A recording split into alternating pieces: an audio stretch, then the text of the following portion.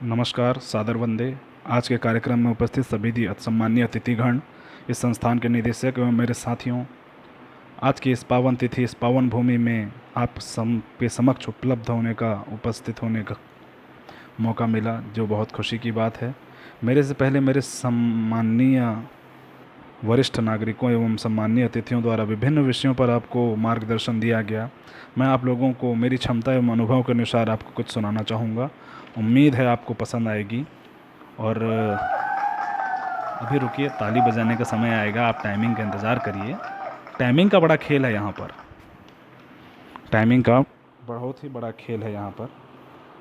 जैसे हमारे जो स्कूल की लाइफ होती है, जो हम लोग पढ़ाई करते हैं एलकेजी से लेके 12वीं तक की पढ़ाई, वो हमारा भविष्य निर्धारण करता है। हमको इस समय को बहुत ही अमूल रूप से उपयोग करना चाहिए। अगर समय का निर्धारण नहीं किया गया तो भविष्य हमेशा अंधकार की ओर ही लेके जाता है। तो आप अपने समय का सदुपयोग करें, और आप जिस चीज़ के लिए अभी से, हमारे जो छोटे छोटे बच्चे हैं जो बिना परिपक्वता के इस तरह के कार्य में आगे आते हैं, वो उनको भविष्य में ज़रूर नुकसान करेगा।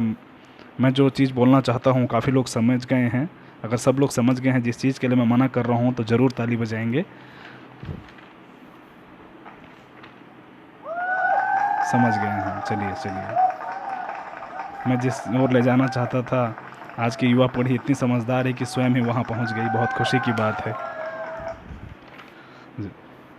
तो प्रैक्टिस मेक्स मैन परफेक्ट।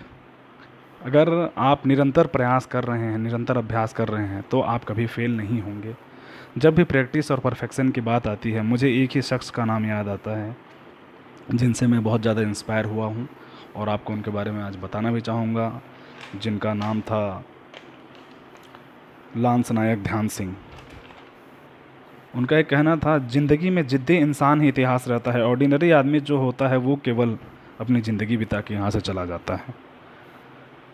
इनका नाम था लांस नायक ध्यान सिंह, हॉकी के जादूगर कहे जाते थे।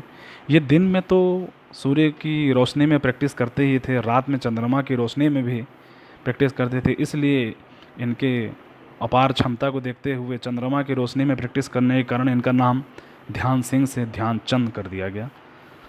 एक इनकी प्रैक्टिस की सीमा इतनी थी कि ये रेल की पटरियों में 1-1 किलोमीटर तक हॉकी की स्टिक से हॉकी को बिना पटरी से गिराए हुए प्रैक्टिस कर लेते थे। तो एक बार ऐसा हुआ कि नीदरलैंड में मैच चल रहा था, तो ध्यानचंद जी ने गोल मारा, और वो जो बॉल है वो जाके ना खंभे पे लग के लौट आई। तो ध्यानचंद ने तत्काल मैच रुकवाया और रेफरी से कहा कि इसकी दूरी कुछ कम है। तो रेफरी ने कहा कि दूरी कैसे कम हो सकती है, इतना परफेक्शन चलता है इस वर्क में। तो ध्यानचंद ने कहा, आप नपाइए तो सही। जब उसे नापा गया तो वाकई में उस गोल पोस्ट की चौड़ाई कम थी। तो प्रैक्टिस हमको इस तरह से करना है कि हमारी सफलता हमको दूर से ही दिखाई देने लगे। 1936 जर्मनी के साथ भारत का हॉकी का वर्ल्ड कप का फाइनल मैच, लगभग 25,000 लोग इस मैच को देखने गए थे, और इस मैच में भारत ने 16-1 से जर्मनी को रौंद डाला। उस दिन उस मैच को देखने भारत का सबसे बड़ा नुकसान पहुंचाने वाला और विश्व का सबसे बड़ा तानाशाह हिटलर भी उपस्थित था। हिटलर ने उस मैच के बाद तत्काल बोला कि उसकी हॉकी तोड़ दो, हॉकी तोड़ दो उसकी। तो उसमें ज़रूर चुंबक लगा होगा, तो उसकी हॉकी, उनकी ध्यानचंद जी की हॉकी तोड़ दी गई, पर उसमें कुछ नहीं मिला। रात के समय जब विश्राम का आया तो हिटलर ने ध्यानचंद जी को अपने कमरे में बुलाया। बोला, ध्यानचंद क्या काम करते हो? ध्यानचंद ने कहा, सर मैं एक आर्मी का सिपाही हूँ। तो हिटलर ने कहा कि आप अपने देश के लिए इतना खेलते हो, पर आपके देश ने आपको दिया क्या है? आप यहाँ जर्मनी के लिए खेलिए, मैं आपको एक ही दिन में एयरफील्ड मार्शल बना दूंगा।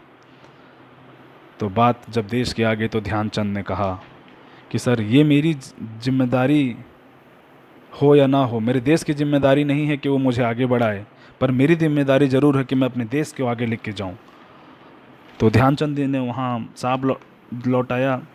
तो हिटलर ने भी माना, हिटलर ने भी माना कि देशभक्ति ऐसी होनी चाहिए। तो आप सबसे मेरा आग्रह है कि आप अपने प्रैक्टिस को अच्छे करिए और अपने देश के लिए जिए। आप अपनी निरंतर गति बढ़ाइए, आप कितना भी विकसित होइए, अपने आप को देश के सामने कैसे प्रस्तुत कीजिए, पर पर हिंदुस्तानी रहिए। हिंदुस्तानी जो है वो मूल करता है।